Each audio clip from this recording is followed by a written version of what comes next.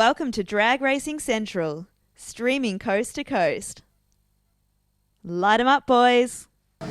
Let's go back to frame. Work and Play Trailers. Corey Pocock, ladies and gentlemen, has jumped on board as a sponsor here with Drag Racing Central.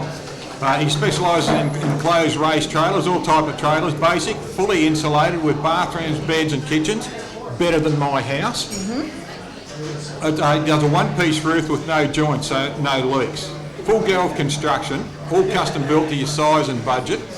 6.5 metre trailers starting at $19,000. You can contact Corey Pocock on 0456 402 907. Now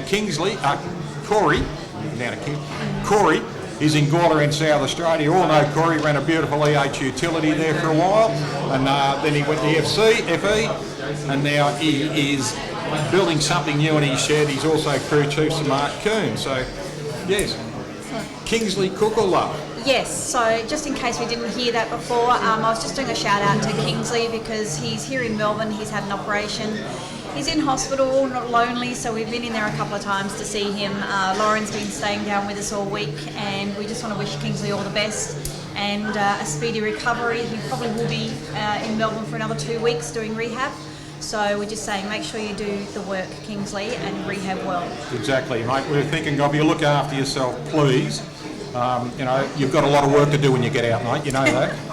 He's very worried about Lauren doing the whole summer round by herself, but she's got plenty of helpers. She'll be right. Yeah. No, that'd be good. Look, we've got a couple of special guests coming up at the moment. Would you like to introduce the first guest? Well, we might just quickly run over just those winners again, just in case everyone didn't hear, and then I'll quickly do the Yatura ones. All right, sounds good. And then we'll go on to our first guest. Righto, yes. Now, the point system isn't up, but this is at Banaraby. Round 2 of the 2019 Summit Racing Queensland Championships has been run and won at Banaraby Raceway on the weekend of 31st of August. An outstanding event. Some great, here we go, I'm going to do this again. There is now just one event standing between the races in the popular 3-round regional series, being crowned the Summit Racing Queensland Champions with the prestigious Andrew Copper Christmas Tree Trophies. Say that again, Andrew Copper Christmas Tree Trophies, right, we got that right. Taking away the victory of Rodney Hanson in Supercharge Outlaws, Nathan Thwaite in Sportsman, Brett Kelly in Super Street, Ron Shaw on Street, Lee Skinner in Modified Bike, Pete Johnson in Street Bike, Skylar Wagonsfeld in Junior Dragster, all were well rewarded for their efforts. Get that right, Al. Runners-up were, I'll put my tongue back in my mouth, all right? Yeah. Runners-up were Michael Cameron in Supercharge Outlaws, Earl McCallum in Sportsman, Craig McVie in Super Street, Cameron Cadditz in Street, Russell Bell in Mod Bike, Richard Curley in Street Bike, and Emma Wagensfeld in Junior Dragster. Now, top qualifiers were, where are we? Here we go. Top qualifying awards were brackets alongside Dave Roderick in Sportsman, Regan Ward in Modified Bike, good on you, brother. Ray Wiggett in Street Bike and Jaden Singh in Junior Dragster. Also competing at the weekend was a local junior bike bracket with Hunter Oliver taking victory over Ryland McKee, while Charlie Houston took our top qualifier honours. Now, junior bike, that's brilliant. Another thing to drag racing, another reason. And it goes on to say, unfortunately, we don't have their points because it hasn't been upgraded. But I'm saying if you have a look on the Andrew site in the next couple of days, ladies and gentlemen, you will be able to find those. Now, you've got a few there from the Yatura. I have, yes, from Sydney, the Yatura round 5. So I'll just read through the winners of that round. So juniors was Zach Ruffalo, Super Sedan was Jim Denaro, Street Bike was Brian Vernon, Modified Shanae Williams, Top Sportsman Brett O'Connor, Super Street Michael Walsh, Super Gas Vince Panetta, Street Fighter was David Jennings, Modified Bike was Ron Adams, and the Hamster was Enzio Cacciotto. I'm not quite sure how to pronounce that one. He knows. He does. He does. And so their results so far, I'll just quickly run through a few of the round here. So starting with Top Sportsman, we've got Jono Roylance on 400. Nice to see Jono still doing it too. We've got Thomas Leake on 370 and Paul Crocker on 350. Then in the Modified Bike, we have Robert Simons on 420, as well as Sean Ricketts is also on 420. and Joe Corey on 390, so that's nice and close. Junior dragsters. Sorry, street bike. We've got Sharona Reedy on 300 and Belinda Mannix also on 300. Two girls. Well done. Juniors. We have James Hazard on 390, Nicholas Polito on 380, and Zach Ruffalo on 380. Look at this, 25 kids. How good a field's that? I know, 25. I think there's actually more. Then we have Street Fighter, and this is very close too. So there's top four in contention here. You've got Danny Stadelmeyer on 400, David Jennings on 390, Craig Warren on 360, and Don Zammett on 360. Close points. Close points. Good racing. Yes. Super Gas, we've got Vince Panetta on 440 and Daryl Stevens on 430, so not much between those two. That'll be an interesting run between Vince and Daryl. Both really good races. They've been around a long time. Yeah, Vince took the win on that round. And then we come to Super Sedan. We've got Jim Denaro on 410. We've got Marco Tolomeo on 370 and David Gruber on 330. 3 wins now, 2 for Denaro. He'd be a happy camper, wouldn't he? He'd be a happy little so he dragster. took that last round. He took round 1, 3 and 5. So he likes the odd numbers. Big field too there. What was it, about 26 or something there too? By the looks there. More than that. 29. Yeah, 45. Oh, 45. Wow, big field. Big field. Super Street. We have Michael Walsh on 390. He took out the win in that round. Anthony Galatari, the 350, and Pat Furiolo on 340. And then we have Extreme Bike. And the top of the field there is Diane Azapati and on 120 and Darren Foley on 110. So they obviously didn't have a round in that 4 because that was the same points as round 4. Right, yep. Modified Eliminator, we have Graham Blake on 370, Matthew Welsh on 350 and Brendan Luke on 340. And that's it for the Atura points. Excellent. Look, it's great to see there's, just looking at those lists there, what was there, 8 pages, 10 pages of about 20, so there's 160 easily. Yeah. There's 160, 180 drag races having a good go for it. So, yeah, a big field. Yeah, that's fantastic to see. It's great to see that the country championships and the Australian championships are still well represented. That's what we like to see in drag racing. Absolutely. All right, so time for our first guest. So we'd like to call Jason Kiley from Supercharged Outlaws up.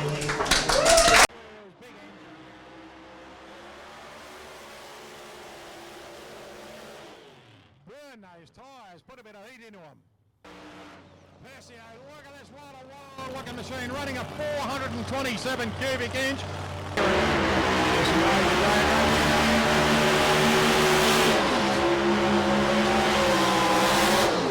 Both cars hiding a burnout. Look at this, who's going to win, the orange Challenger or the orange Cuda? The 620 cubic inch Chevrolet engine in the Mustang.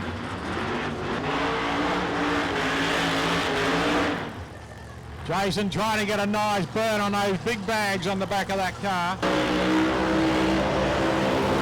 Oh, Greg Angus getting a nice burn.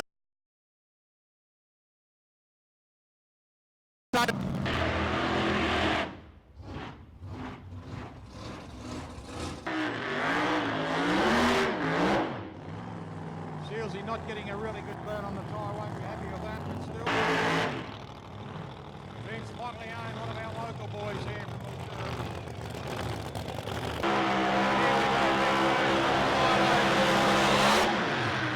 Nice burn on the tyres there from Milo Jockey, ladies and gentlemen, the Wild Willies. So lane 2, we've got the black shining, a beautiful 34 of Jason Kiley.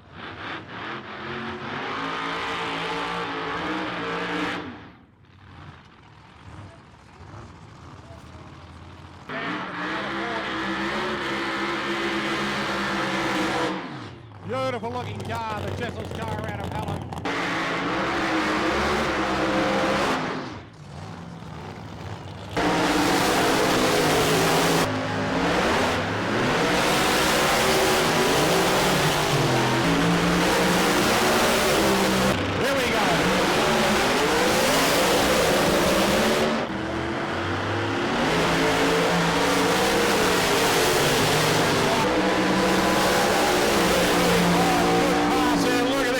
down the centre there. Off he goes there. 167 mile an hour pass. Wheels up twice there for Jason Kiley. Gets wheels up twice there beautifully. 071 on the reaction. Runs a 460 at 152 and a 440. 136 for Tim Stewart. So 152 mile an hour pass already with the wheels up. Jason Kiley. Fantastic run there for both cars.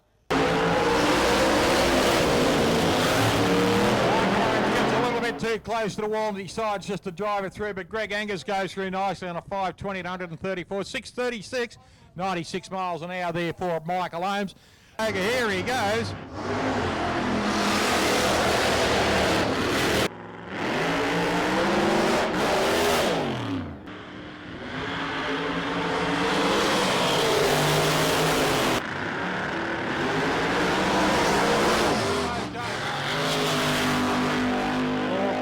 Gets a second wind. Look at this. Throws a washing out at 152 mile an hour.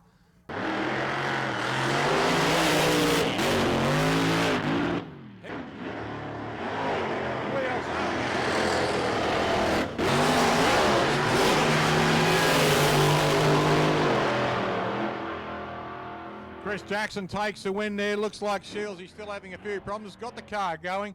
Ran it both cars. Here we go.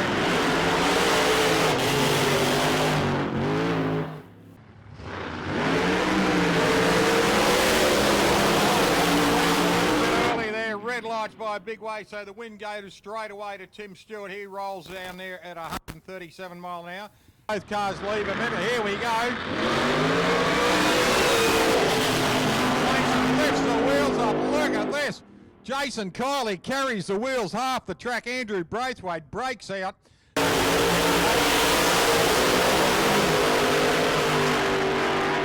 Oh, good pass. A 433, 162 mile an hour. Still. Oh, nice run for Timmy Stewart. Goes through. The washing comes out beautifully. 152 mile an hour. Here we go. Ready to rock and roll. Good run, both cars. Look at this. Didn't back out.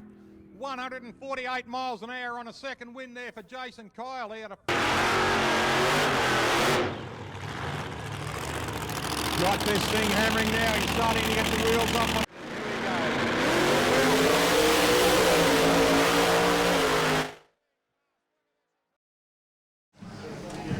go. Welcome to the panel, Jason Kiley. How are you, Jason? Good, thanks, buddy. That's it. Jace. Mate, black, shining and beautiful, the Gambler, one of the best looking cars out on the drag strip, mate. Congratulations on a great car, great crew. And mate, you show what drag racing's all about, mate, with your presentation of your vehicle. Thanks a lot, mate. Yeah, we'll take a lot of pride in the presentation, and yeah, I have got a great crew. They're all here tonight. Yes, just goes to great show to the see. support. Yeah, thank you. Mate, Mildura, we just watched some footage up there. You had a great success in Mildura. Yeah, it was nice to actually run the car 7 times and not have any major problems. Yeah, it was good. We had a really good weekend. You've gone into wheel standing now too. Yeah, well, that's just crept into it. I don't know why it's starting to do that, but I kind of like it. It's good. Yes. Mate, it looked spectacular. About 90 feet when the wheels came back up again. It looked fantastic. Yeah, the second gear one caught me off guard a bit. Yes, it was a big lift actually. What did you feel at the time? Oh, look, I just felt the front come up, and yeah, it caught me off guard, but it was a good feeling. It felt good. Certainly looked impressive, that's for sure. Yeah, it looked better than what it's, it's probably not the best Veer way to to the get left? down the track. Did it veer to the left on you? It did a little bit on the first one, yeah. So I just had a bit of a pedal and got back in it again. Yep. What was your PB for today, mate? 462, I think it went. Yeah, which is pretty much what it'll do. Yep. Doesn't do much more than that. What have you been looking at for your 60 footers? What have you been aiming at for those, mate? Well, my 60 foots have been down a little bit, but then I kind of realised that it's probably 60 footing on the back wheels. Yeah. So that's probably where my 60 foot's dropped off. But it'd normally go 1-1. 1-1, yeah. Yeah. Yeah. And what do you concentrate on, your 60, your half or your full track? Reaction? Yeah, pretty much all of them. Reaction I put a lot of time into, but all the sectors you look at and try and improve on them every time.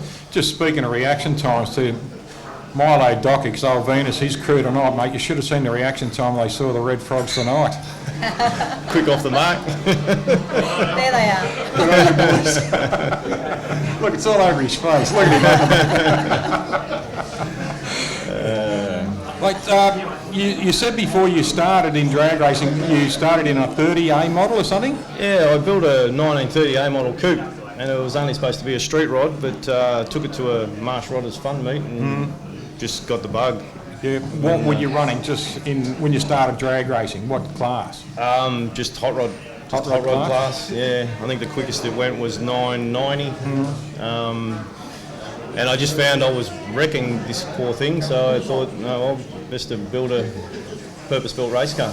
Yep. And so, where did the 34 come in? It originally came in from America, and then just stripped it down and completely rebuilt it. There's pretty much not much left of it. Yep. I think the body shell's the only original thing on it now. All steel or fiberglass? No, she's all fiberglass. Yep. Yeah. So tell us more about the car itself, Jason. Like, what's the drivetrain? Tell us all about it. So it's pretty much just a big block Chev 540 with a Lanco 3-speed. It's got a Pro 9 rear end in it. It's nothing spectacular. And did I hear you say you were getting a new engine coming along soon? I have actually, yeah. I've got a KB Olds coming for it. So that's more for reliability, I think, than anything. I was hurting the big block a bit there for a while, so decided to go to something that's purpose-built. And when are you expecting to put that in? Probably over Christmas, I'm hoping. Okay. All right. So we look forward to seeing that next year. The KB. That'll be interesting. Yeah, it's virtually a big block Chev, but it's solid heads, solid block instead of water jacketed.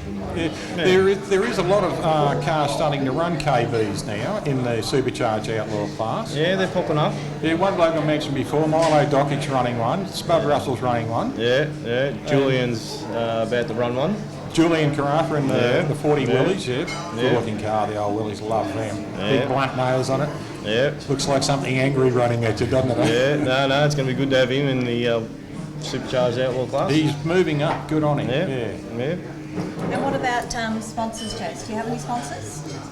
Pretty much Johnny Marshall. Yeah. He's look, I bought a cam from Johnny Marshall and he didn't know me from a bar of soap, but he's been unbelievable with the help with the setup of the car and the fuel system and just everything. Yeah. He's been fantastic. So. Give them a plug. Yeah, well there you go. Yeah, if you need a camshaft, Johnny Marshall Custom Cams. What I reckon we should do is kind of give you a plug now for you polish that car so much. Would you like someone to sponsor you for polish? Yeah, well, because, I'll tell you what. We can stand in the tower and comb our hair. Yeah, look, it's always been a thing with me. I always like it to turn up looking the best I can. So. Presentation's beautiful, mate. Your car is one of the favourites on the track, purely and simply because of the presentation. The beautiful body shape, the black suits it right down to the deck. Not taken away from anything else, but when you get into a car like that and you look at it and the body shape hasn't been destroyed, and you get that nice little puffer sticking out the bonnet there, the wing on the back there. Yeah. Like favourite track? Oh, look, obviously Mildura, had a good win there last week. And, Portland, Swan Hill. I love all the regional tracks. We just have a great weekend. Yeah, it's that's awesome. right. Yeah. What about favourite event? Is there a particular event that you like to go to? God, I'd say probably the nostalgia meetings is where we sort of chill a little bit and it's a great meeting and relaxed. Always a lot of fun. Yeah. And the Wild Bunch too, actually. We have a great time at Wild Bunch meetings. Yeah. What did you do? You did 7 passes, was it, at Mildura? Yeah. 7 passes and a trophy. Yeah. Yeah, with very little problems, which is a change for me at Mildura. I'm normally always breaking something. Yeah. Gives you something to do, doesn't it, mate? Something to do on. I got plenty to do on that car home. without kicking rods out. When you think you could be home watching the block, you're working on it, eh? So where's next, mate? Sydney in a couple of weeks, actually, for the fuel altered meeting. Mate, yes. We'll hear about that a little bit later in this evening. Yeah.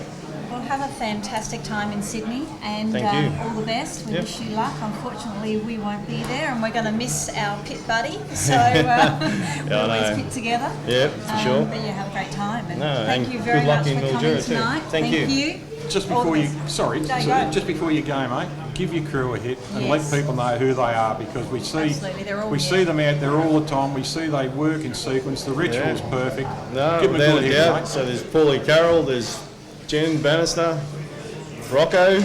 Oh God, I have Paul Jordamania over in the corner there. Charlie there that helps out every now Yeah, and again. Charlie, or Doggy. Doggy. Yeah, look, I've got a lot of great people that, you know, are always there to help out. So, yeah, I really appreciate it. Thanks, guys. Cool. All the best. Thank you. Oh, sorry. Whoop, sorry. Good on you, Jumped mate. in for me. Thanks. You can give her a kiss if you want.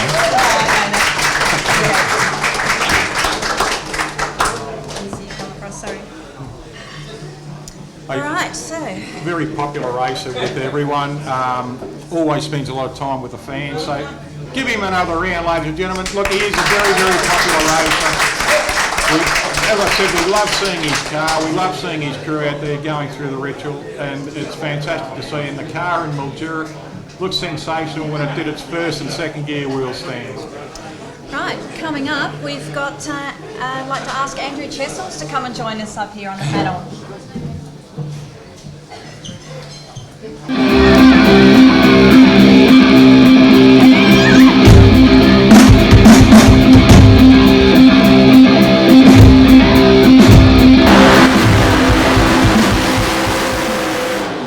Getting a nice burn on the tyres there. He's had a hell of a performance. And pass there. Look at this, straight down the centre there. Off he goes there, 167 mile an hour pass. Both the bags are washing pop out and flare beautifully as he goes right up to the top end. Good pass there for Andrew Chessels, a 4:37 at 167 miles an hour.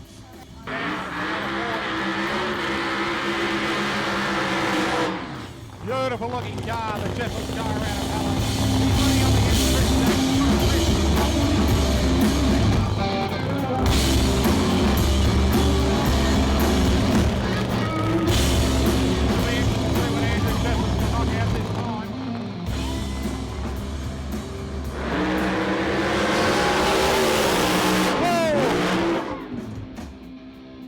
Emergency personnel only.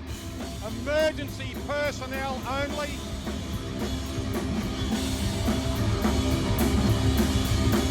No unauthorised people, please. No unauthorised people, please.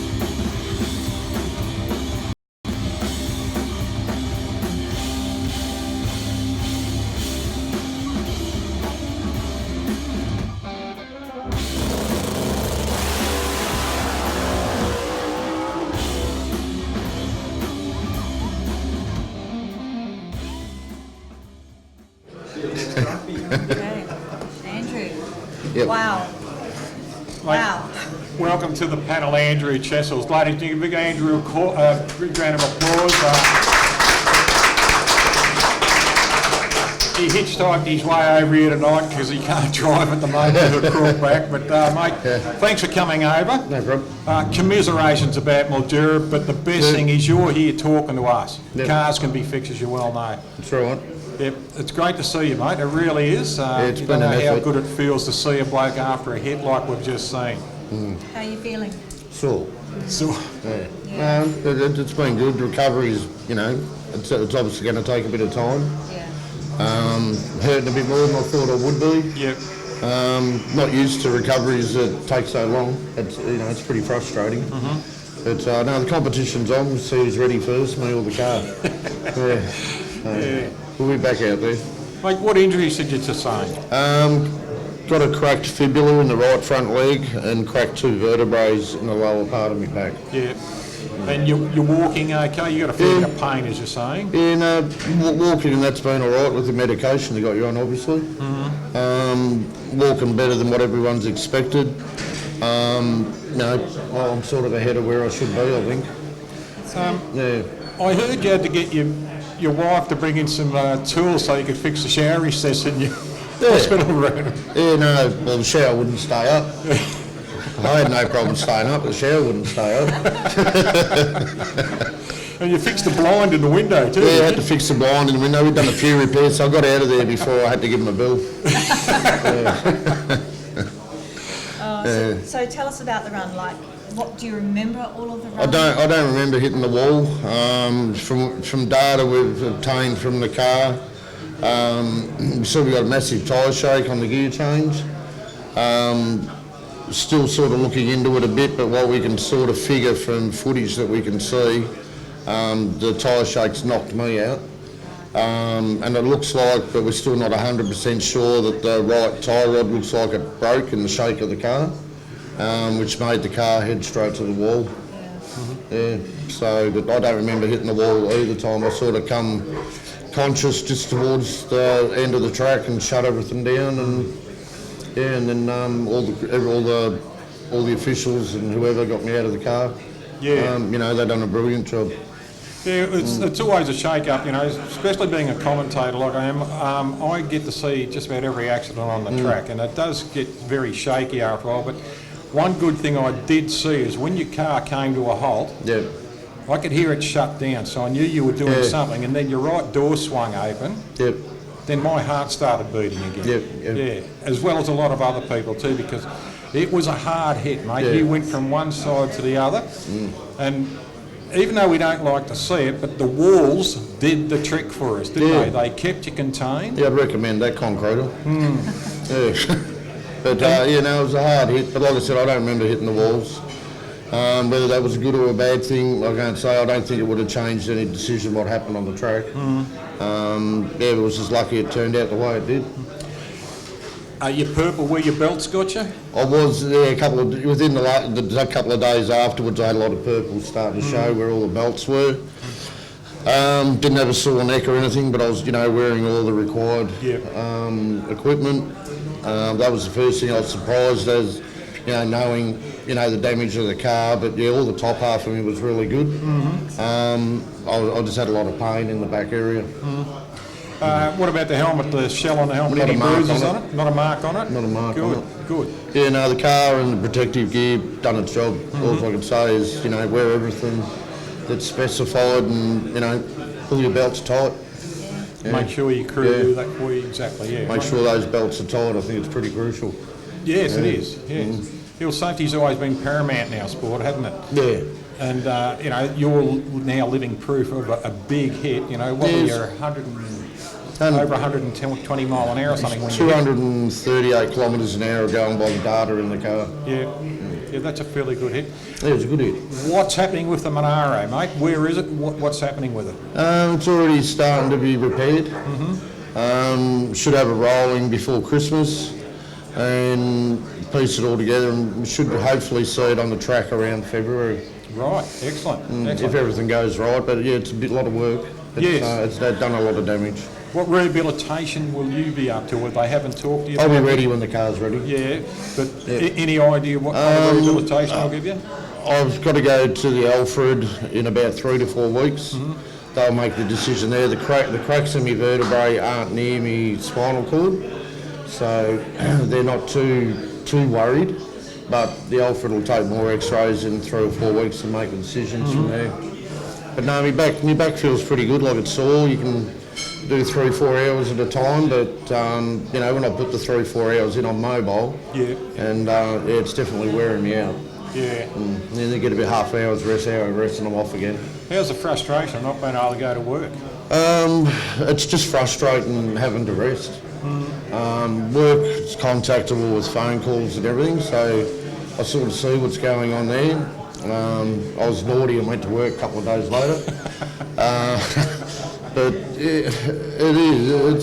it's just something that's never happened in my life before, and Just take your time on rehabilitation, mate, because it's the only body you've got for the rest of your life, Oh yeah. And do it correctly, don't skip on it, Take your do time. more than you need to. Take your time. There's always a strip to run down. Yeah, no, I've been lucky. Yeah, you have, but take your time on rehabilitation. Make sure you're 100% before you jump back in. Oh yeah, definitely. Because you see footballers who do it too early, Yep. and they limp for the rest of their life. Yeah, I'll probably put an airbag in the car this time and I'll Good idea, mate. Right beside the stubby holder. But yeah, no, the car's fixable and it'll come out. It'll come out again. That's great news. Now, you've got a few other cars in stable. You still got the 57? Still got the 57, yeah. Still got that. I think we're just waiting on the you know, people testing fuels and that, because it's a nitrous big block. I'd rather be sure on the fuels rather than just sort of have a guess at it. But I personally myself won't be racing that until I'm ready. But yeah, no, still got the Chev, and we've still got the Altered sitting there, but at the moment we'll just sit back and recover, and we'll fix the HK. How's the wife and the kids going with this, mate? Very important part of your family, your family, very important part. I've got little.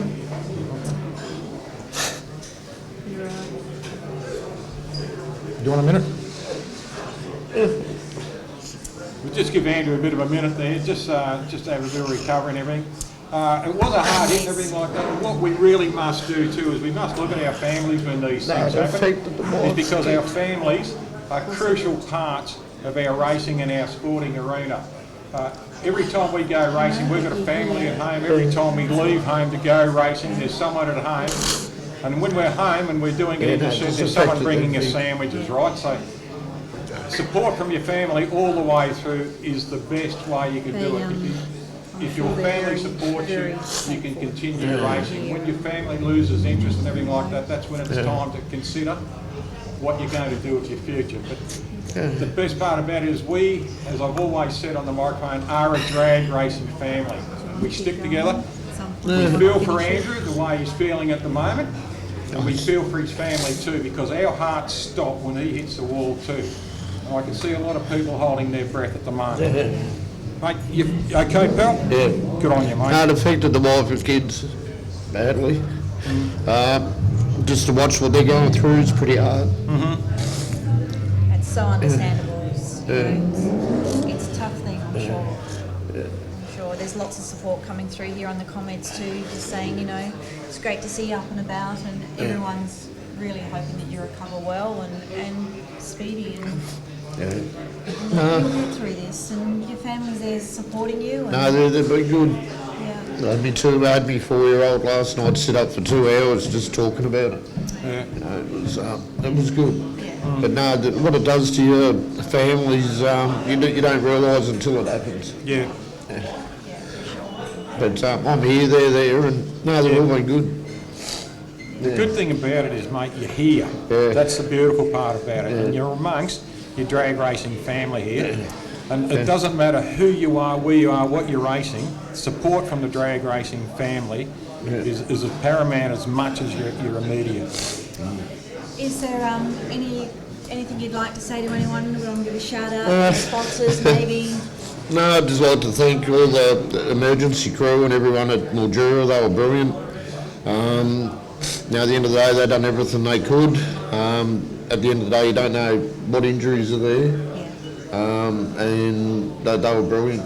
You know, just the support of the track and the emergency crew, it's a good feeling to have, you know, in case something like that does happen. Yeah. But no, I'd just like to thank everyone involved there, and I couldn't fault them. They were good. I know I was wrapped on the Sunday when you rang me on my way home. I'm thinking, how's Andrew? And all of a sudden my phone rings. I think, who the bloody hell's this ringing me this time? And it was you, mate. It was good to have a giggle with you on the Sunday, that's for sure. I won't lose my sense of humour on it. It's just you know, it happened, it was unfortunate, but I'm here. Yes, Absolutely. exactly. Cars can be fixed, mate. Yeah. Well, thank you so much for joining us tonight on the panel. We really appreciate you coming in, and you know, like we're saying, do your rehab. Yep. Your family's there to support you. Your drag racing family's here to support you as well, and Yep. we wish you all the best. No problem. Thank you.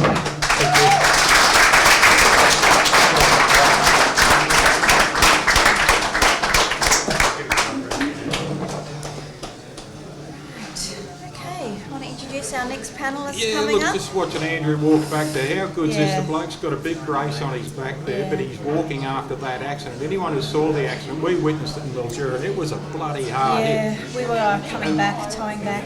His beauty about it, his determination to hit it.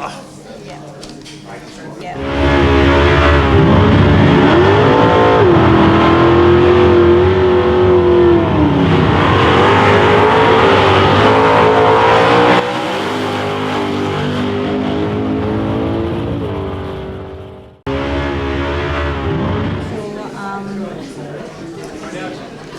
Jamboree testing. So we've got 10 minutes. Good evening, Peter Alexander. How are you, Peter? Good to see you back, good. mate. Yeah. Nice to see you back after.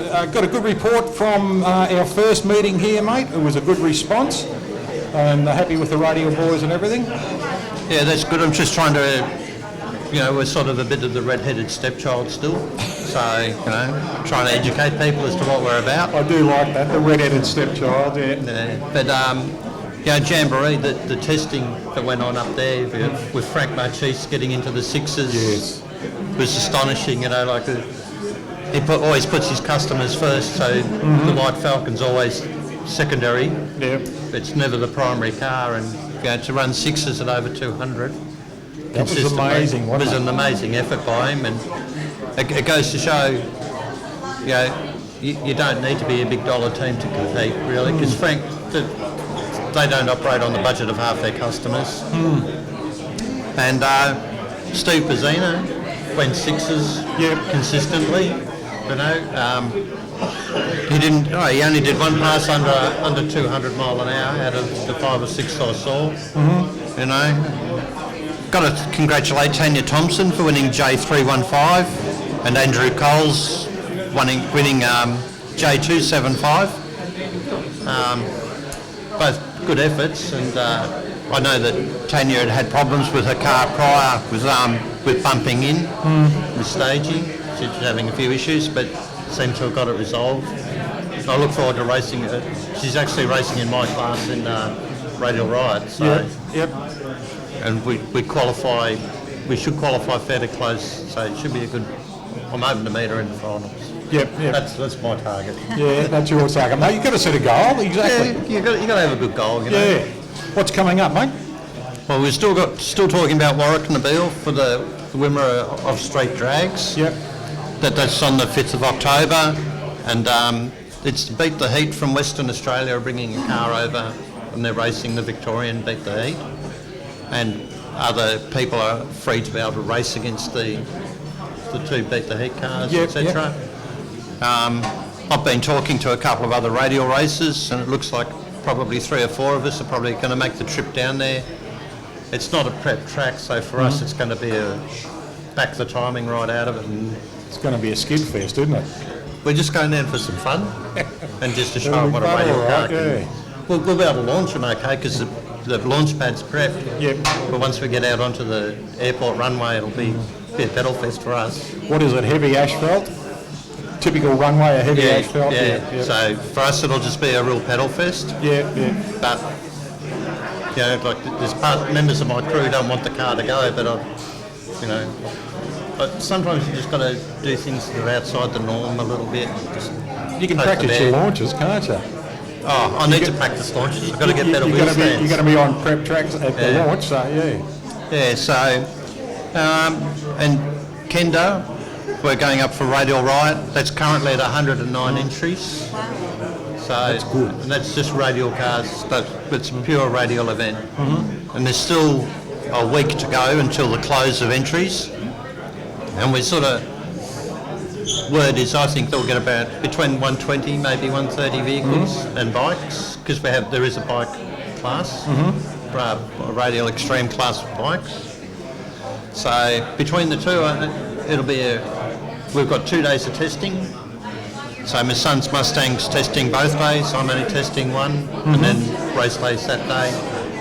So turning into a massive affair, getting up there. Yep. So 3 days on the road each way, as you know, and go visit the big banana on the way. Yeah. So, and also just about that Perry Bullivant has bought Ken, I can't pronounce his last name, Ken Cortricio's Corvette, which is a Radial versus the World car. That's a proven high 3-second runner. I think it's gone 360s over the 8th, and Perry's scored that. It's a pretty, that'd be a Hemi car. But, and I believe there's another couple of cars coming into the 3-second range soon. Word that you hear, it'll the 3-second side is getting really serious. There's getting to be some real quality. So who should we be looking out for these heavy hitters, that are coming out at the at Kent? I don't think Perry's car won't be there because he's just purchased it. But I don't know. There's a couple of dark horses in the field. Yeah. So I wouldn't be game to say at the moment. Okay. I really wouldn't be game All right. because I'd be proved a liar. Like someone who we haven't really heard of is going to come out and probably run some crazy times. Wow, that'd be interesting. Pretty much always the way, isn't it? You never know who's going to come out and have a brilliant day. Yeah. Where all the ducks line up and all of a sudden they come out and just have a blinder and someone can come from mid-pack type of thing.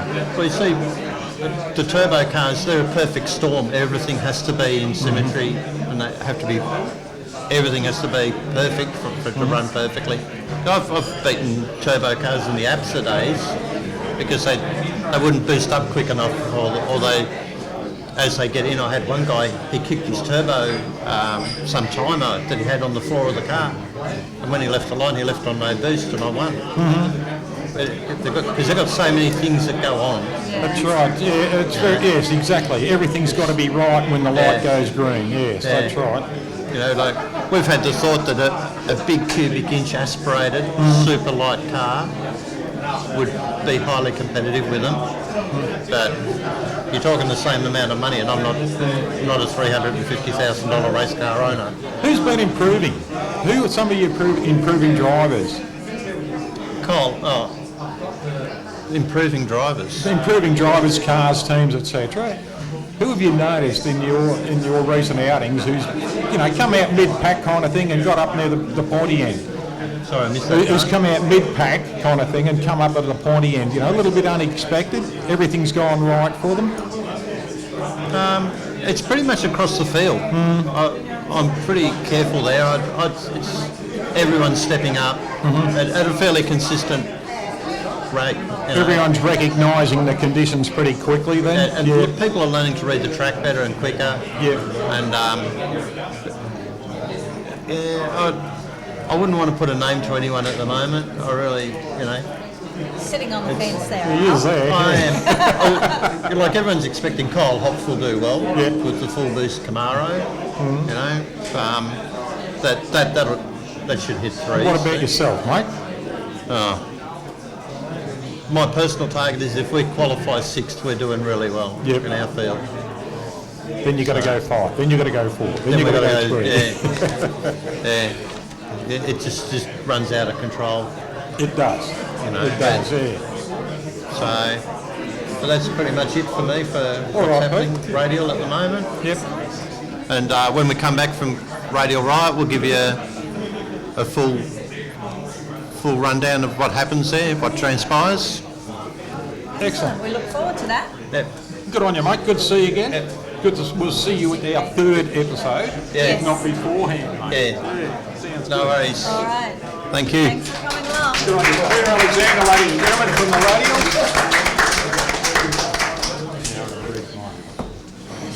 Okay, we're going to come up with our next panellist, Ash.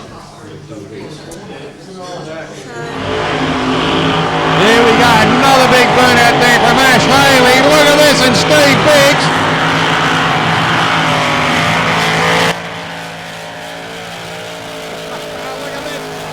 Go Ash!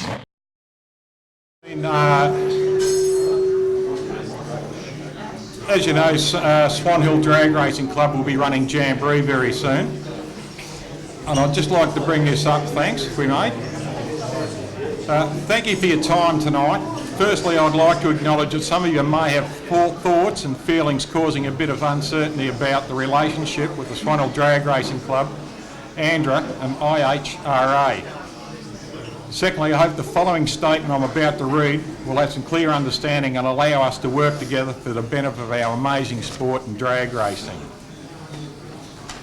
The Swan Hill Drag Racing Club was reformed 15 years ago. Our vision was to build the best quarter-mile facility in Australia to attract the best drag racing in Australia. Top fuel all the way down along to our fantastic juniors. We put in business plans, We had feasibility studies done. We visited tracks all over Australia. We visited tracks in the USA. We attended meetings with council. We visited with CAMS. We attended public meetings. We had displays in our town. We assisted at other clubs. We answered questions everywhere. Our vision and determination didn't change during this time. We even jumped through hoops on some occasions. We built an international quarter-mile drag strip to invite and stage the best drag racing in Australia, with the possibility of encouraging international races to our track. We had fantastic support from everyone. When the Swan Hill Drag Racing Club reformed 15 years ago, there was only one governing body. But our vision has not changed over the 15 years. We had to present business plans for funding based on these wants. The Swan Hill Rural City Council helped, guided and oversaw the actions we put into place with clear guidelines to us. The Swan Hill Rural City Council and our community own the land that our drag strip sits on. We had to create workable strategies and guidelines suitable for the council and the community to gain confidence and funding. The Swan Hill Drag Racing Club wants to invite all races from all groups. We have announced the IRHA will sanction the Jamboree event on the 15th, 16th and 17th of November this year. This has created divisions of loyalties throughout the drag racing community. The Swan Hill Drag Racing Club has become a political football at the moment. This is detrimental to our great sport. Stopping abuse and personal attacks to members and the Swan Hill Drag Racing Club via social media and telephone calls will not be tolerated. Action can and will be taken if it continues. Clubs rely heavily on volunteers. Now remember that. Volunteers. We are all volunteers. We don't need to cop it. Swan Hill Drag Racing Club wants to thank all those who contributed to our GoFundMe site to help us move forward building the facility. To all those people, thank you very much. The facility has to be run as a successful business for the community. We want and need to attract business from all over Australia to fulfil our goals. This was our business model set out clearly to state and local governments to attract funding. We will support races from all communities around Australia with the correct licensing and tech. Nothing has changed with our working relationship with Andra. That stays the same. If you have any concerns, please put it in writing or attend our club meetings, which are on the first Wednesday of every month, or contact me via Now or Facebook. Thank you for that. That's our vision from Swan Hill.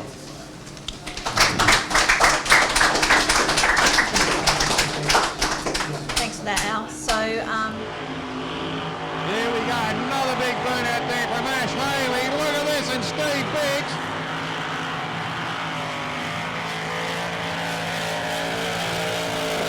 Look at this. Go Ash. welcome, Ash. How are you tonight? Good, thanks, Sue. Yourself? Good, thank you. Al? G'day mate, how are you? Good, good. I've got a quick couple of things to go through today. Firstly is our Mildura meeting, Yes. Great meeting. which you expertly commentated as per usual. Have a red frog, mate. Oh, I've done that. He did. Yeah, so Mark's got a little clip that he'll play for the viewers. Out there in the Winds Munster. Both cars get away nicely. Good fun drag racing out there. Pete O'Leary runs an 8.29 at 81 mile an hour and a 7.82. Both cars get away.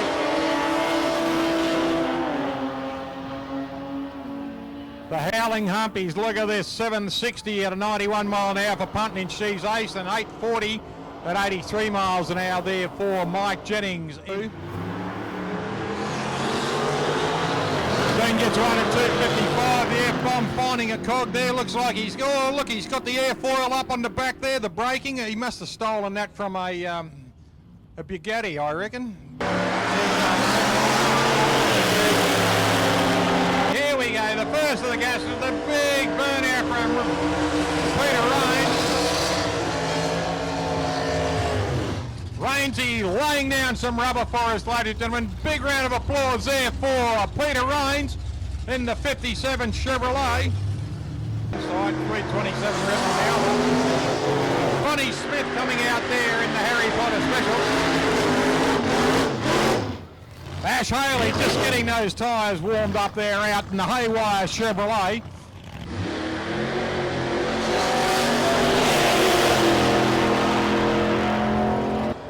Little A Street Rod, fantastic looking car, that little cut down body, what a great looking car. He raced here at the first meeting 20 years ago in that car. That's away nicely.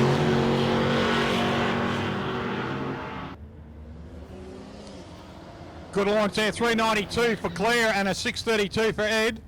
Chevron small block for Lane, Greg Barr, Jerry Barnes star.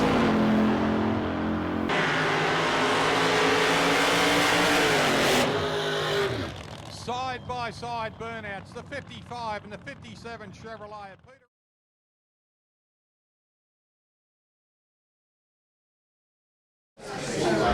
Ash Haley. That was quick. How are you, mate? Good to see you back in such a hurry. I had to run away for a minute there. We're all good. So, our Mildura event was done 2 weeks ago now, I believe. Yes. And what a cracker event. It was. Amazing. 120 cars. We had a short time to try and get those 120 through. And we were on our way. The crew there did the best job I've ever seen at a racetrack to push through that amount of cars with round robin format. And there was a few incidences. But they recovered from that, from Andrew's unfortunate thing, and they were on track, and then a dust storm come and that put an end to that. But got it done on the Sunday. I've got a list of the winners and runners up from each bracket, which I'll quickly run through. Our top eliminator, sponsored by Tooltech Performance Engineering, was won by Jason Kiley, and runner-up was Greg Angus. Middle eliminator, which was sponsored by the Australian Nostalgia Races, winner was Chris Farrell, and runner-up was Wayne Hewitt, both in Altereds. Top gas, which was sponsored by Dominator High-Stall Torque Converters, was won by Lance Larkham in the 68 Camaro and Peter Zokas with the Tirana. Vintage gas, sponsored by Ron Smith Custom Bits, was won by Michael Jennings in the FJ, and Roscoe John Holmes in the FJ, also the Battle FJs. US Muscle, sponsored by Paul Rogers Performance Transmissions, was won by Paul Jennings in the beautiful 67 Nova wagon, and runner-up by Tony Lamana with the Chevy Vega. It's a little yellow Vega, good car, beautiful car also. Aussie Muscle, which was our biggest field by far. Hotly contested, was won by Anthony Rochella in the HR Ute, with Bill Hondras with the runner-up in the Valiant. Oz Muscle was sponsored by Aussie Speed Performance Products. Hot Rod was Australian Street Rodder magazine, sponsored that. The winner was Ian Todd in the 32 Coupe, with runner-up Claire Dowsett with her 32 Roadster. So the meeting was a cracker, as per usual. The guys there, Kingsley and Lauren, do a great job. The food was brilliant. Yes. Yeah, commentary was brilliant. It was a great weekend all round. Yeah, it was. Thanks, Ash. Do I give you a kiss now or 50 bucks? Not on camera, not on camera. Sorry, Susie. I was going to say, there was a few boys that went up to the Red Centre Nats. Yeah, so tell us about that. that give our vintage gas bracket a bit of a hit, because we lost 3 heavy hitters. 2 of them, like I said, was the Thunderbolt and Loose Cannon, of Bigsy and Damien Kemp. They showed up to the Red Centre Nats. And if anyone ever saw any of the footage that was floating around on social media, they had a cracker time. They got to drive their blown alcohol gases around town, just willy-nilly whenever they liked. Through the McDonald's drive-through to get a couple of Cokes, Zoomies and methanol spewing everywhere, and they're just like, I can't believe we get to do this, you know? And yeah, so why wouldn't you have a crack at that? So yeah, they had a ball up there and 5,000k round trip, and they said, yeah, but it was worth it. And Good. yeah, they had a ball. Hey, the 20. Just before we go any further, mate, the boys, Dean James and his crew, in that dust storm, the way they got the track set up again, mate. New dance floor next day, perfect. Well, not those boys do such a fantastic job. So Dean and all your crew in Mildura, mate, congratulations, fantastic job again. Give them a round of applause. They got a dust bowl to a great for us. I've never seen like the professionalism that track all put together is it's second to none, really. It's really good. Poor old Dino walked out with tears in his eyes when he saw the dust coming, but no, didn't he, Terry? He did it. Fantastic too. Cracker job. Hey, mate, 20 years now, Mildura. Yes. Yeah, and a few boys got some plaques. Yeah, that's right. I was pretty blown away by that. 20 years since Mildura started, to the day pretty much, I believe. That's right. Yeah, the nostalgias were ran, and funnily, it was the first meeting was the Australian Nostalgia Races Nostalgia meeting, first the Mildura titles. And there was some blokes racing. I've got a couple of them that I could remember that raced at the first one and the one just gone. Yes. And no, Anthony Rochella, and he actually won it with his HRU. Noel Inman in the tall T, which is just, you see him everywhere. Yes. Yep. Great competitor. Nicky Ellis in the funny car altered / thing. He actually was doing licensing at the first one. He was probably 18, I'd reckon, about then. Chief Nicky. And Big Ed Emanuele in his 36, beautiful 36 Ford coupe. Ed's was the same car. He Yes. ran back there 20 Same years with ago. Noel, yeah. And Noel, that's right Yeah, too. yeah. Another fellow was Johnny Calandis in the Orange Monaro, the Orange HK. Yeah. Yeah, so John was quite proud to take the trophy home too. Who else was there? Do you remember, Lauren? No. So I know. Just going back to your altereds, I did a bit of a calculation on the day, and I've just done it again then, that between the two altereds of Chris Farrell and Wayne Hewitt, we had 1,188 cubic inches on the track at one time. So when you work it out at 61 cubic inches quickly, can we have the leaders, you know? But that's a fair few cubic inches between two cars on the track. A recent trip to the States, mate, there was a Pontiac over there running an 1178 cubic inch engine in its car, and I'm thinking, how big are these things going to get? No, fantastic, and it was a great meeting. Richard Farquhar and that old bucket, mate, what a good looking rod. That was our club pick of the day, which we do at most nostalgia meets. This thing was a short wheelbase little thing. It was a little blown small block in it. It had all the right things. Had the moon tank and the Hallibrand wheels. It just looked like a little mini fuel altered. It was just brilliant. Looked terrific, Yeah, and went all right too. Yeah, mate, Sydney. Yep. What's happening in Sydney, son? Oh, we'll get to that. I've got to get my old mate up here and we'll have a yak about that. So Righto.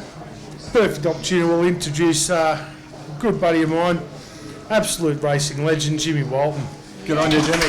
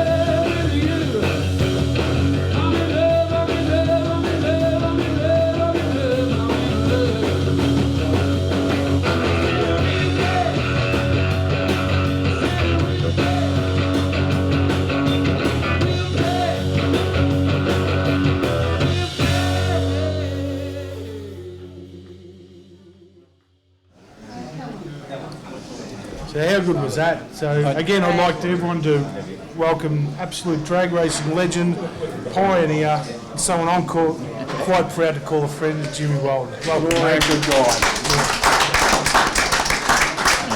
I'm a bit embarrassed by all that, mate. That's all right. I'm just an old dumb motor mechanic, mate. At the end of the day, like John Forsey, just an old dumb truck driver. And look at John Force now.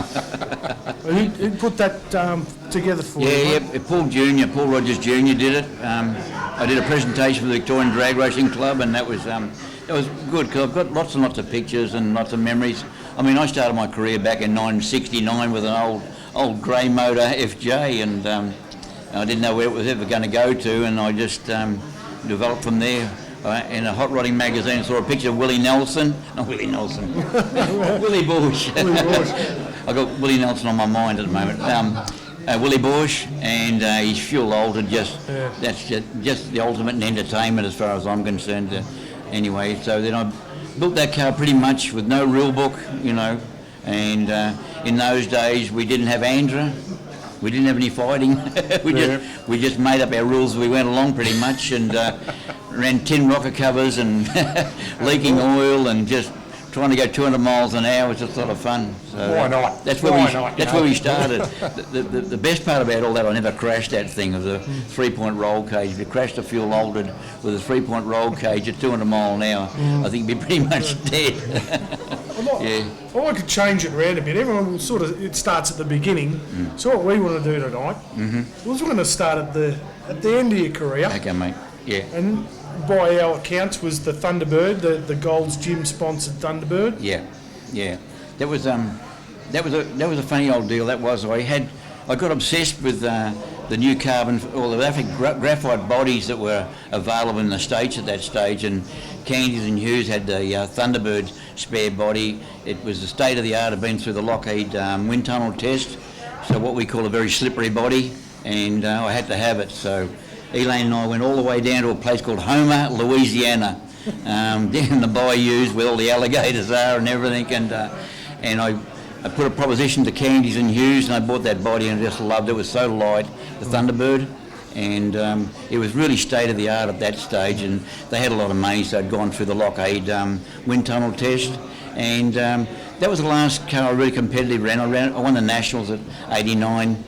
That was the last competitive car I had in 89 at Heathcote, and I thought I'd go out on a high note. Sort of. That was my last car, mate. And I remember that car because, well, me and a few of the younger fellas used to climb up into the little tower at Heathcote. I don't know if anyone remembers that. Right next to the start line, there was a little tower, and as kids we'd get up in there, and that's it. We would not move for the whole meeting. Well, it is 30 years ago, mate.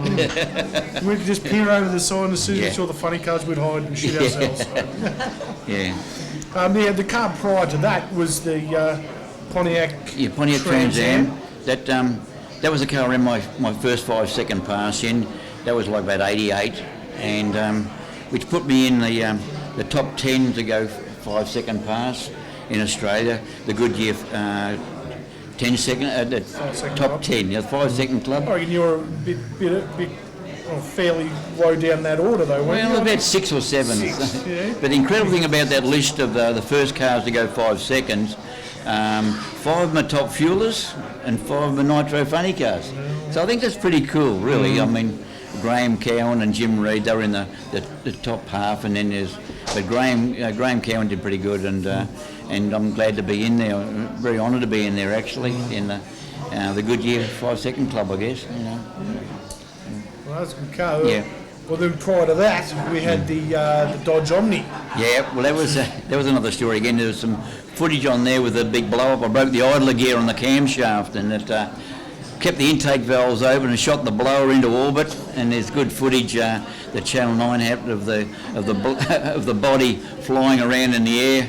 And I remember I had oil in my face. Oh, okay. Oh, I got that manifold, mate. There you go. Does that look familiar?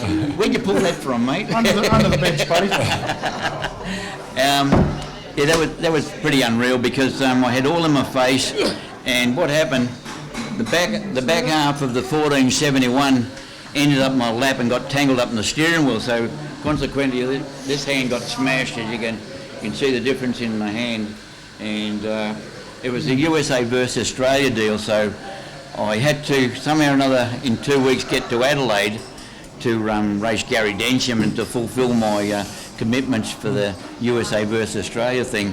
So my orthopaedic surgeon, one that fixed my leg back in '82, he stuck all these wires through it, and I said, how long are they going to be? Oh, probably a month. I said, well, I need them out in about 10 days' time. So put another engine together, borrowed a body off Gary Gunn. Everybody knows Gary Gunn. And we got it painted up in the HDT colours because they were our sponsor at the time. And it was a bit of a thrash, especially with my right-handed, so I was able to put his hand around here. But then I'll never forget, on the Thursday I went down to the orthopaedic surgeon. He got the long-nosed pliers and pulled all the wires out and said, oh yeah, she'll work, but it's never quite been the same. So, I mean, the things you do to go racing, You'd be almost operating on your bloody self now. You've had that many injuries, you'd know how to do it, wouldn't you? Oh yeah, just makes you braver, I think. Yeah. Jimmy gave me this manifold a few years ago now. He said, here mate, bang that on your wall. Well, it's funny with that blower because, as I said, the back half of the 1471 came into my lap and got tangled up with the steering wheel, and I'm got all in my face, and I said, I better get Heathcote, I knew I'd go on the infield because there's no fence there, so luckily I didn't crash it. I think Tommy was one of the first ones you were one of the first ones to get down there. Anyway, yeah, but the front half of the blower, it ended up in the dam, on the dam on the left-hand side. We had the big drought, and the dam dried out. Well, someone said, look at this shiny-looking thing sitting in the dam, was in the mud. The back half was in my lap, and the front half was in the dam. So, and the body had gone into orbit with the satellites. Yeah. Well, so that's some wild rides in the Daytona. The next one was the Dodge Omni. Yeah, well, the Dodge Omni, it came after the massive crash I had in the Coca-Cola Monza. Graham Cowan said, he said, you've got to get back on that horse and start racing again. I said, really? I said, well, I've got my leg in this funny old brace and everything, and it's still busted. He said, no, you need another car. And he sold me the Jim Dunn Dodge Omni, and he showed me all the paper. We gave me paper at cost price, and Graham Cowan's been absolutely wonderful. Graham's an interesting character, but when the chips are down, Graham just comes through for some reason or another. He's such a vital part of our sport, as you can all understand. He's done so much to the entertainment facet of our sport. And that's what I drum on about, is the drag racing is more than just us racing our cars. We got to thrill the crowd.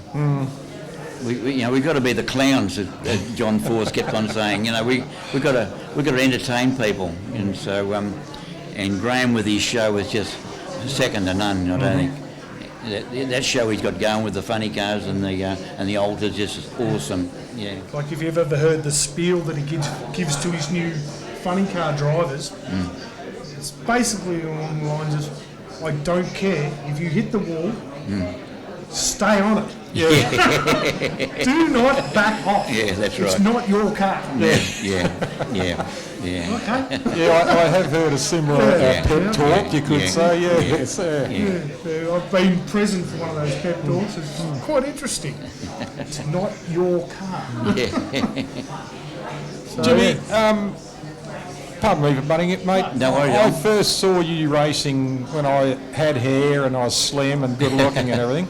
Over in Adelaide, at Adelaide International. It was the hard go of the altered, mate. Yeah, the altered. And that hooked me. Yeah. I didn't want to ever see any other racing in my life except drag racing after that. It was just watching you go down the strip at Adelaide. I think you went 168 or something like that by memory. Then you went another 20 mile an hour faster and everything. You came back with that look on your face, I'm going to go fast. And I thought, put 10,000 horsepower into a shopping cart, this clown will drive it. You just about did, didn't you? Yeah, they were fun times because we were young and stupid and fearless and thought we ourselves were bulletproof. And there's a lot of young guys on their mini bikes, and now they got no fear because they haven't been hurt yet. Yeah. Right? So they think they're Superman, So until you get hurt, you say, ooh, that hurt. But the fuel altered just blew me away. The burnout you used to do, you know, out to the 90 feet and everything like that, and then you'd back it up and the thing would be smoking and snorting and everything like that. You'd have this smile on your face. You could see your eyes lighting up through your goggles, you know, and the old open face. But that's such a simple car. We'll get onto that later, but that was such a simple car, Alan, you know. Oh, blew me away. Yeah. How about you, Elaine? Did you enjoy all this? Yeah, I always said the ultimate shine enough. I Yeah. make Dale's car look better because of that shiny. Yeah. When Elaine first met, I had the fuel altered, and she thought she came from a hot rod background, and she thought a car has to be nice and shiny, you know. Well, my old altered was pretty ordinary, a bit agricultural, and she liked hot rods. So Dave Gale, the old A model, remember the old A model? Hot rod Dave, she really loved that car. Yeah. And then she saw my car. She said, that's not real flash, you know. Like. Didn't do anything, just took off the lights and just put Yeah. raving about it. You married him anyway. So after or prior to the Omni was, The Coca-Cola car? the Coca-Cola car. Yeah. It was Yeah. what I think is the prettiest car. I have vivid memories of seeing that run.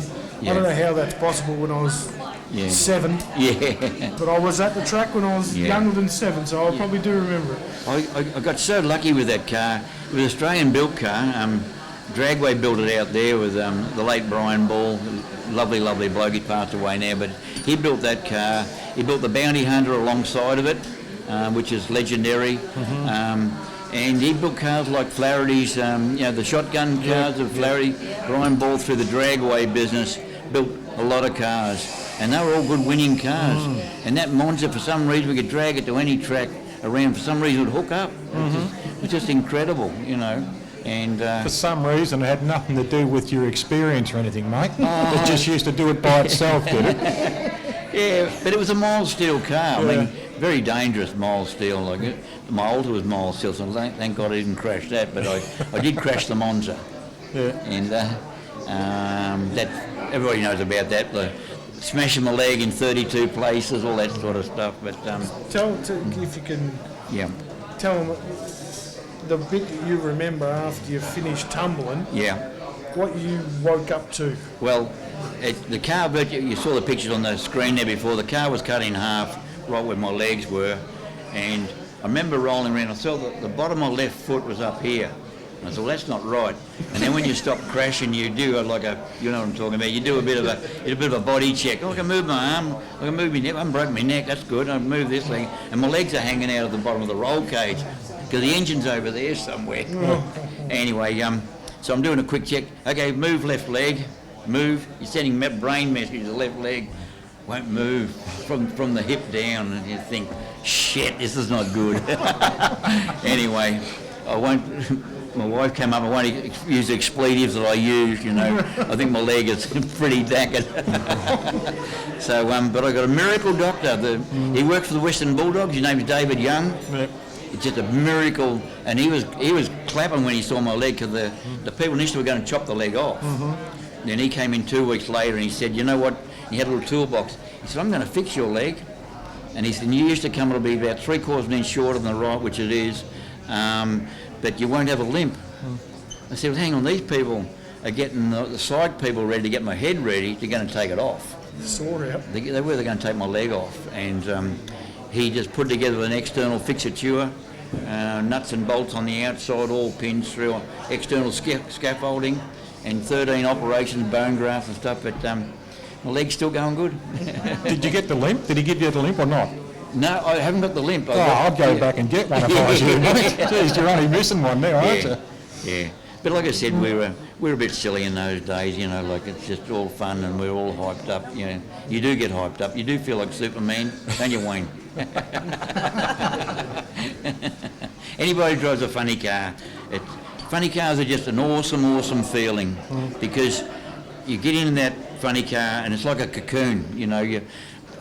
I've said it before, and I don't know what I can say, but it's like going back in your mother's womb. It really is. You're in a cocoon. you're safe. You're safe in there. No one can hurt you. You know, you're in your own little world, your own little office.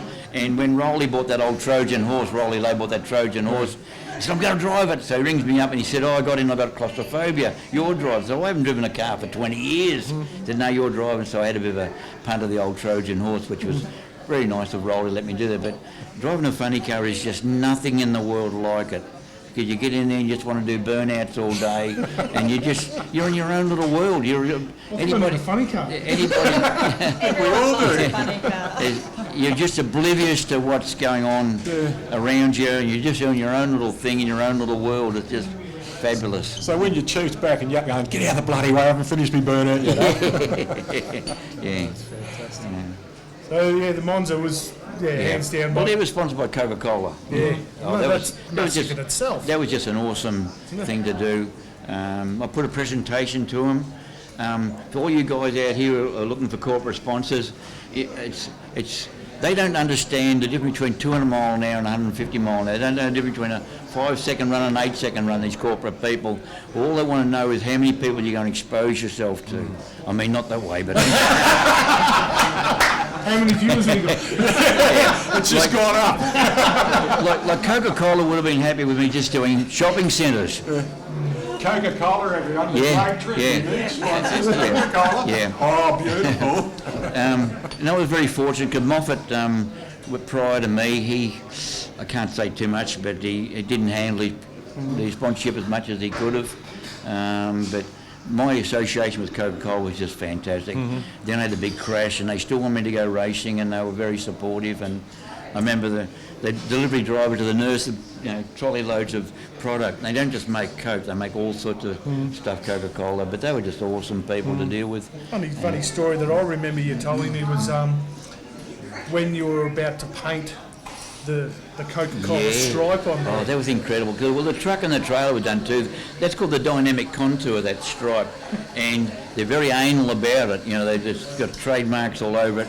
And these guys rock up in white dust coats, never spoke a word hardly at all, and they had all their, they didn't have a laser light or anything like that. They just knew exactly how to do it. And they had to do the truck with a Chevy crew cab with bubble back guards, so they had to do the contour. The contour had to be absolutely within scale, they were so fussy about it. They couldn't get it wrong, the trailer, the race car. And when you go around bumps and bits and pieces, and they were different. These guys, they were so focused on the body brand, on the brand of the product. Bad Coke science. Yeah. So that was an experience on its own. So we're going to your first funny car, and by what I've read, I never saw this one. Yeah. From what I've read and everyone's popping up, everyone says it is the best looking funny car ever. Yeah. Well, just the canned heat Mustang. It was a weird deal, that thing. It was very low, and I intended. A mate of mine, we bought the chassis together, and it was oxy welded together. That shame for that, and it was just all experimental. We really didn't know what we were doing with it. And the body came out of the mould of the Trojan horse, one of the Trojan horse moulds. And I've still got the old chassis that came with it, like a very, very big old wide 24-inch job came out with it. And it was a funny old car, and I got in the thing, and I remember trying to stage the thing. I couldn't stage it, so I cut a hole in the roof, like a permanent sunroof, so I'd sort of sit up like that, look at the top light, and it bob down before the lights would come flashing down. The only way I could stage it was stage through the hole in the roof. How tight were your belts, mate? Yeah, it was. All the elastic ones, were they? It was a dog of a thing to drive. That's why I struck the wall once doing a burnout. That's how much of a dog it was. But anyway, it was good. It was good. I must say, Wayne's mechanic over here, Graham Hussey. It was a really good partnership we had. He owned the Donovan engine and I owned the car, and it worked out really, really well. And we actually became the first Australians to go 200 mile an hour in Victoria with that old junker funny car. So, first Australians in Victoria, Yeah. So it was a cool old funny car. It was a bit of a weird thing to drive, though. It was like you had no intention, from what I hear, to go to funny cars. You were basically told, get rid of the altered. Yeah, we were. Dave Andrews, who ran Castlereagh at the time, he said, okay, fuel alters are finished. The big trend now is go funny car. The crowd want to see funny cars, so we all did what we were told, and we made the move to funny car, except Ian Splatt. And he still kept going with Splatt's Rat, and he loved it, and I loved him for it. He's a champion bloke, old Ian. He's just such a good bloke, and so guys like Bob Dunn, Graham Cowan, we all went funny cars from fuel altered, and it started a whole new thing going, I guess. Well, it's funny you mentioned Ian Splatt, because going back to your first real race car, which was a fuel altered, a hard goer, that was built alongside the Bounty Hunter. Yeah. And he used a torsion bar front end, and I use a coilover shock front end. I wanted to pretty much imitate Willie Boyce's car as much as I could. That's why the driver sat up high in the car and all that sort of stuff, So The graphics on the Bounty Hunter were second to none. They were absolutely stunning. All done in gold leaf. It was just the Bounty Hunter, for those who were around to see it, was just second to none. I'm not too sure who did it. Had all these beautiful coins and graphics, all done in gold leaf. It was just coins and ribbons, and the belt running across with the 45 shells and the 2 pistols in the side. I don't know who did it, but we just used to. You'd have to put a towel under your mouth for the drool. It was a beautiful thing to look at. Yeah, well, he knew how to drive it too. Yeah, Ian Splatt built that car for Vic Muirhead, and Matt Muirhead. You might know if he's here tonight. Matt Muirhead here, is he? The son of Vic Muirhead. Anyway, Vic got to a stage. I don't think I'll drive this. I'll let Ian drive. So Ian drove it for Vic, and Vic was one of the very first ones to do T-shirts. He had this beautiful big caravan. You might have seen in Adelaide. Look at the side all opened up, and he was really one of the first ones in Australia to really push the T-shirt and all the apparel stuff that went with drag racing. He was way before his time, as far as I'm concerned. He had the screen printing machine going and artwork and stuff, and he owned the Bounty Hunter. Yeah, the hard goer is it's sort of like our focus, or my focus tonight, because we're leading into the Sydney 21st of September, the World Fuel Altered Challenge in Sydney, which I'm hanging to go to. I'm hanging to go to it. Yeah. And you're going to toot along, aren't you? Oh, yeah, we'll be there. Yeah. Just fuel alters are something else, because it's like a funny car without the body on, because you can see the driver and see the driver doing its thing, and it's still the same engine. Those things are going to be going like 5.5 seconds. The wheelbase is shorter than a funny car. And my old girl, that old, we called it a hard goer, it was a 100-inch wheelbase, and modern day fuel old is now 115 to 118. What was yours, Tommy? What was your wheelbase on your older? The first car was built by Brian Ball. Yep. 112 inch, yeah. We were crazy at 100 inch, I think, because I wanted to change ends all the time. But so a modern fuel old is about 108 inch wheel. A funny car is 128. Some a little bit short. Most of them 128 inch wheelbase. Junior Drags is 100 inch, mate. What are you doing putting 10,000 horsepower into a Junior Dragster? Yeah. And so I think these ones that are coming out here will be around 115. One from America is most of them 115. Yeah, that's sort of the rules is 115 for a nostalgia. The incredible thing is the shorter the wheelbase, the more exciting the ride, really. Because it just wants to swap ends on you. But real men drive fuel alters. Is that a sticker? Yeah, but it was a mild steel car.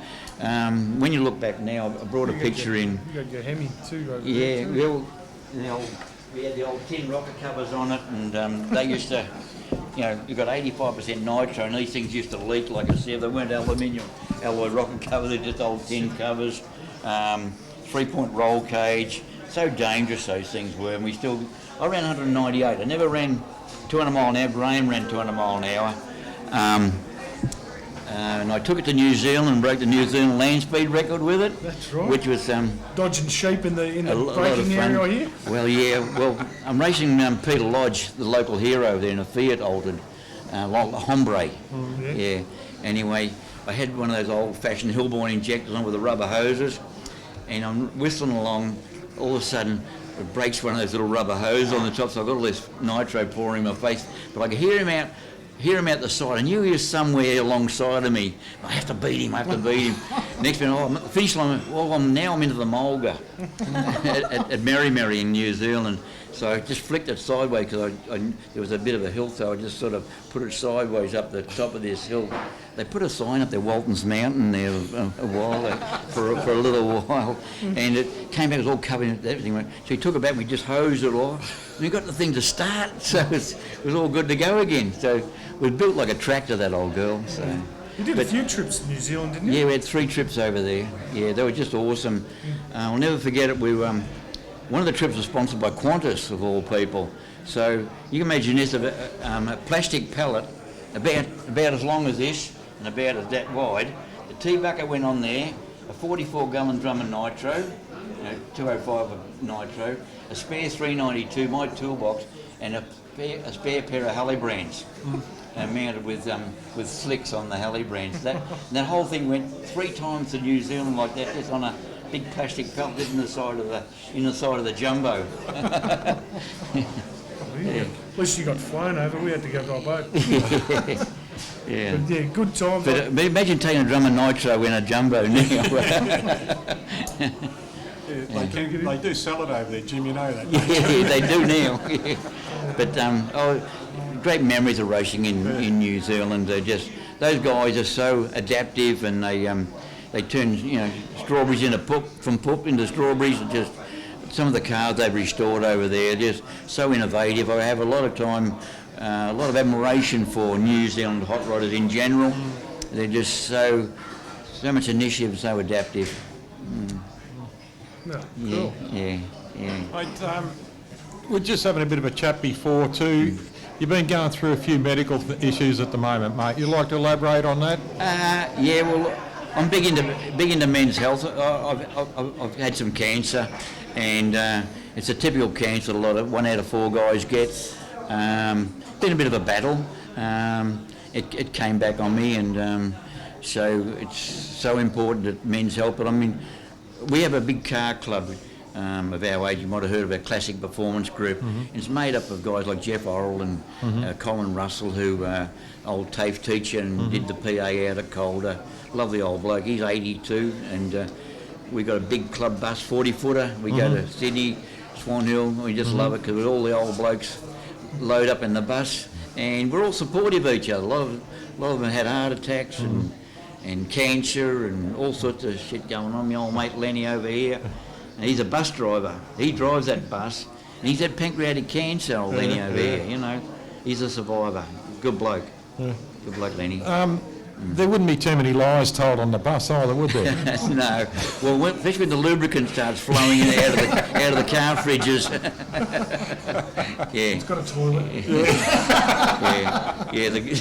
The guys that did go 120 and now are going 135. The guys that went 180 and now going 195. Yeah. So it's good. And getting back to that, it's like our men's shed, we're all support each other, and all sorts of health groups as well to do with men's health. I'm a big supporter of men's health now. Tied up with the Austin Hospital and the ONJ there. Yeah. And they're just wonderful, wonderful people.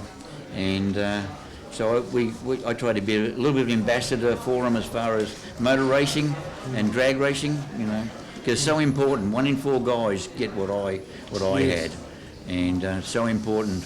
Even if you don't get the golden finger, at least get your blood get your blood checked out. All right. They do have to buy you breakfast for that, don't they? Yeah. Hey Jimmy, look, just on behalf of everyone here and the whole drag racing throughout the world, because you've been around the world, you're pretty much famous throughout Australia, and there's a lot of people all over the world that know you. Yeah. I know you've done trips to the States over there, overlooking cars, etc. like that, mate. Yeah, I was just going to show these valves, Yep, go for it. Have I got time, have I? Yes, of course you have. Yeah, this is out of Peter Russo's car, right?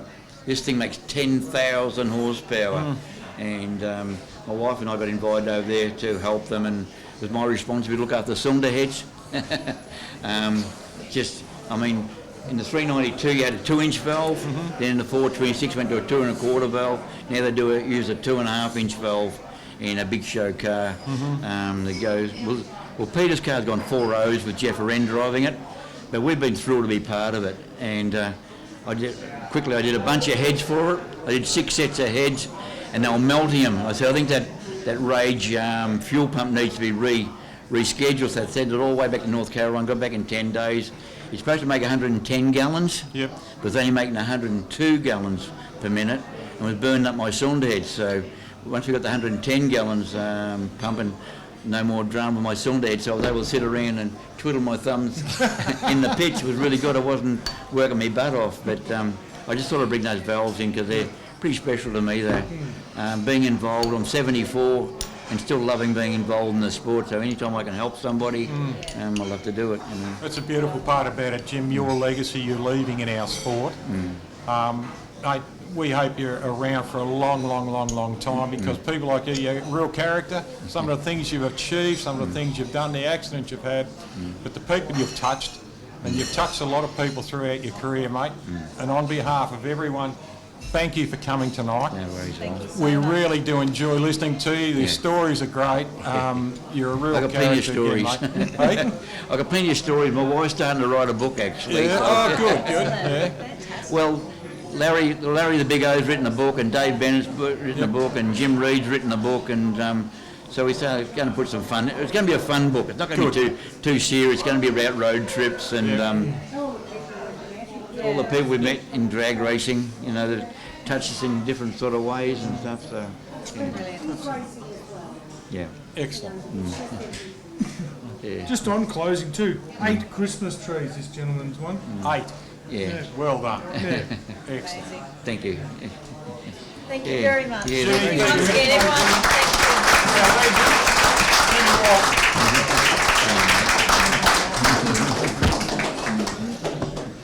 Thank you, Al. Thank you, Al. Well done. Wow, that was incredible. list. Great story. Well, my life's complete. I've just sat on a bench with one of our living legends, and he's a great guy. You'll hang around a bit, Jimmy, for people to get photographs and have a chat with you, mate. Because I've got to get a photograph of you. Look, it's fantastic. What are we on next? I'm lost. Jim Walton's So here. am I. All I can think of is that red and white Coca-Cola funny car. Yeah, so we're just going to show you and make a list of events that are coming up. Waiting for them to come up on the screen. Hey, that was fantastic.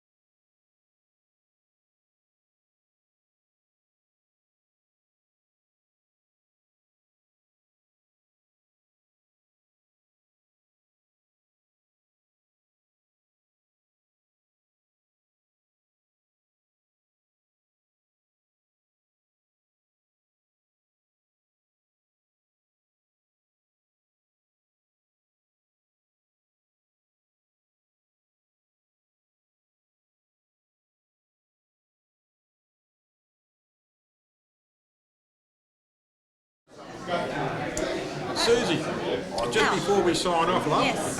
we've got the 2019-2020 Andrew Summit Racing Equipment Sportsman Series. Yes, And so I'll we've just go through some of the leaders in that in the class competition of Group 3 top sportsmen. We've got Vlado Turek now. Vlado's on 200 points. Jason Arbery, the current champions, on 170, so they're close. Yep. And then going into Supercharged Outlaws, Yes. Christine Steffens leading the way on 230. Johnny Ferguson in the old 55, he's 180. And Justin Spud Russell, who's on 170. Spud was here with us at our last episode. He was. Chris Lulius and Marty Mirko. Marty Mirko, current Australian champion, running in second on 170, and Chris Lulius in the little purple Tirana running at 210 in Super Sedan. Super Street, Group 3, Michael Generis, Paul Garbalini, 250 and 110 for Paul. Modified bikers, Levi Addison on the Destroyer and Dave Denner. He's on 150. Levi leading on 170. Well done, Levi. Aidan Abel in the junior dragsters on 190. And Tommy Turek running at 140 on the runner-up in the juniors at the moment. So good luck to them. Yes, They're all so coming to Mildura. Yes, it's coming up in just under 2 weeks' time. That's right. So Looking forward to that. that'll be great. And I think that's it tonight. Thank you very much, everyone, for coming along here at Stella's Pizza Stella's Cafe. Pizzas, yeah. Everybody online, and also our next Drag Racing Central, we are going to have our special guest as Tommy Easton. So That'll be that's lovely going too. to be fantastic. Yeah, Tom's actually here tonight. He is. They're telling lies over there now. He is Yeah. having a great chat with Jim over there. Hey, Susie, thanks again, love. Thank Looking you. forward to catching up with you in a couple of weeks up at Mildura for Absolutely. the summit round up there. Be a lot of fun. Ladies and gentlemen, Jesse Kelly, thank you very much for our new unit, mate. Good on you. To Ross and his crew here at Stella Pizza, thank you for the fantastic food, the fantastic hospitality, and we will be back in about 3 weeks' time with Tommy Easton as our special guest. Yep. So there'll be plenty of stories, and I see these two old gentlemen over here telling lies already. So thanks again, ladies and gentlemen. Thank you for coming and supporting Drag Racing Central. Thank you.